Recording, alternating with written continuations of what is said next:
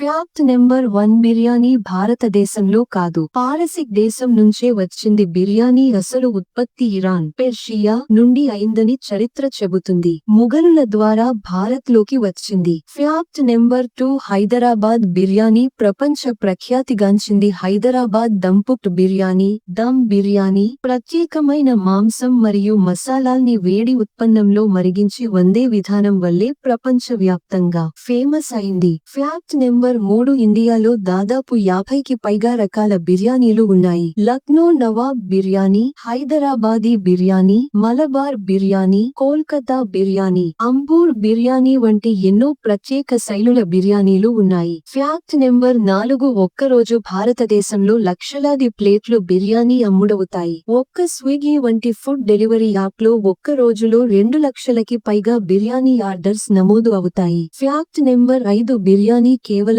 Food కాదు, అది ఒక భావన. భారతదేశంలో బిర్యానీ వేడుకలు, ప్రత్యేక అవసరాలు తప్పనిసరిగా ఉండే డిష్. అందుకే చాలా మంది దీనిని ఎమోషనల్ ఫుడ్ అని పిలుస్తారు. ఈ వీడియో మీకు నచ్చితే లైక్ చేయండి, షేర్ చేయండి మరియు సబ్స్క్రైబ్ చేయండి.